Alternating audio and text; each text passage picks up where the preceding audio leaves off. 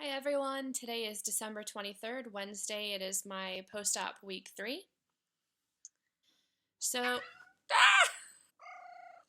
I'm sorry I have the cats in here. I know I said don't let the cats in before. Uh, okay, so anyway, this last weekend was a really big test for me. My husband and I went to Cologne, Germany for the Christmas markets. And if you've never been to one, just picture all these little cute Christmassy booths all decorated and vendors selling all sorts of different things from candles to like hand blown glass to Christmas cookies and all sorts of fried foods and deliciousness that we would have absolutely jumped on pre-op and is absolutely torturous post-op. So that was a really big test of willpower for me. I did really good. I took my protein shakes, 2 thermoses of protein shakes for this overnight trip, and plenty of water. So I could rely on that if I couldn't find anything to eat. And I took the water with me to the market itself and just sipped on that while everyone else was enjoying their goodies and their Glühwein. It's delicious, but it's okay because next year maybe I can have a tiny little bit, a year out post-op, but not really counting on it. While in Cologne, we decided to visit our favorite restaurant there by the Dome, or by the cathedral.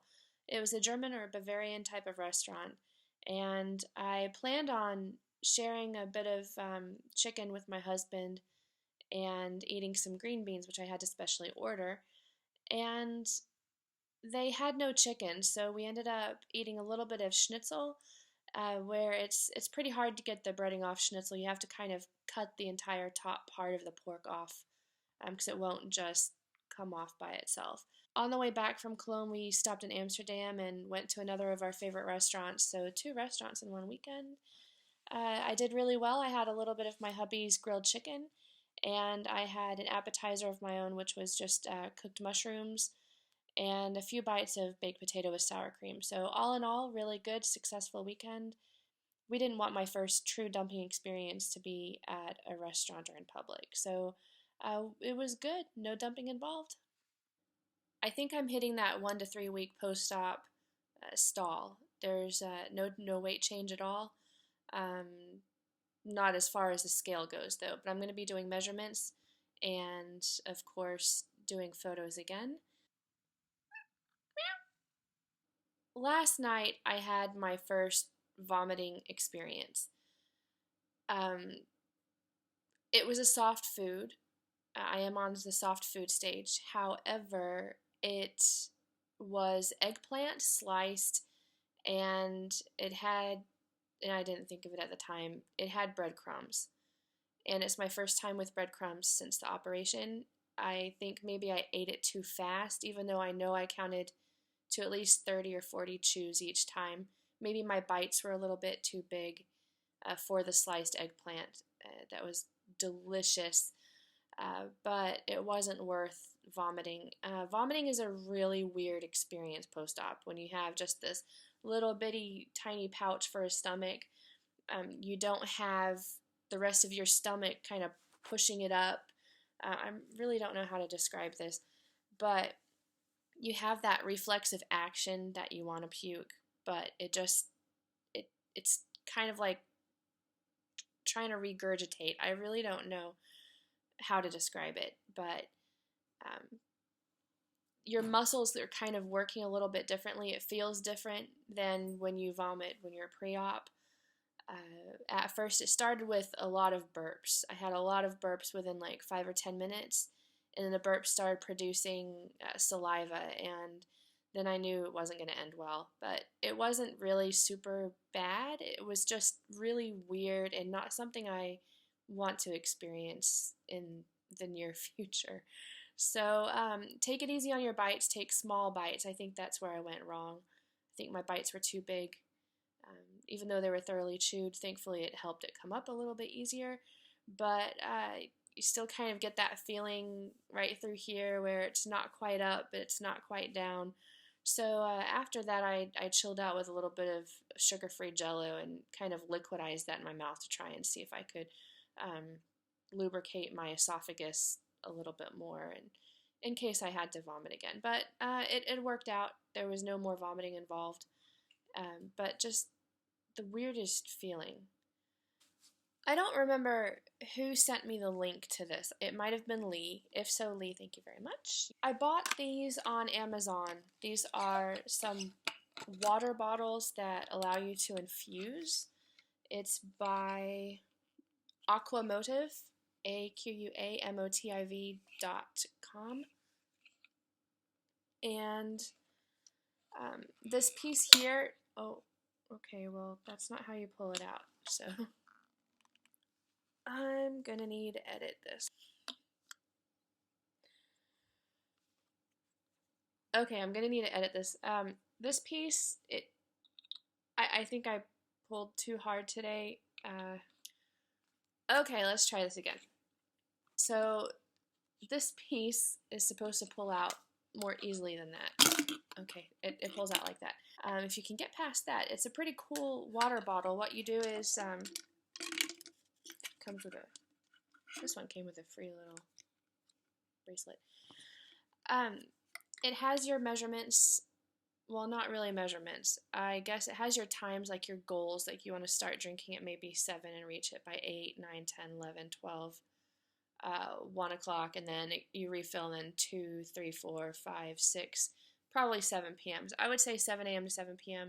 Try and get all your water in. It seems to be about a cup each line. It doesn't look like it, but it's a pretty wide base. And I get about 6 or 7 swallows at a half cup, and it takes me about halfway. So I'm estimating that these are about a cup, but I'll have to test that just to be sure. So it has little motivational pieces: let's go, no excuses, keep it up, final push, and then refill or finish. And it has like a motivational saying on the front. I'm not sure if, oh, it's reading backwards because of photo booth, but this one says, know your limitations and defy them, aquamotive.com. The whole attraction to this water bottle is that you can infuse it with whatever you want to put in here: cucumber, lime, lemon. I haven't used the infusing part yet. Okay, and it screws off, apparently. Just put your vegetables, well, yeah, I guess cucumber is a vegetable, kind of. Vegetables and fruits in here, screw it back in. It's really cool to be able to infuse your water if you want something a little more flavorful but still completely natural instead of Crystal Light. Pops back in. There you go. And you're all set. The only thing that I wish it had was like maybe a little spout, like a pour spout that you can drink out of, like a sports bottle. Because when you're drinking out of this, it tends to, you get water through here and it kind of drips all over you. But these are really cute, really handy. It tries to keep you on goal if you're really conscious about how much water you're getting each day, and it keeps you consistent. My other one that I've just used is pink, and it says, believe that success is your only option. And it has the same thing on the back in pink. These are really cute, and I'll post how much they were, and you can check it out on Amazon. There's a little bit of a debate on Facebook, in the Facebook group, about if you should start creating recipe makeovers for things that used to be your trigger foods. I'm kind of mixed on that. I think that it's really optimistic, but probably a little bit, my brain has slowed down. I think my brain is slower than it used to be, like slower than pre-op. I'm having trouble finding words. I don't know, I'm getting in my protein, I don't understand it.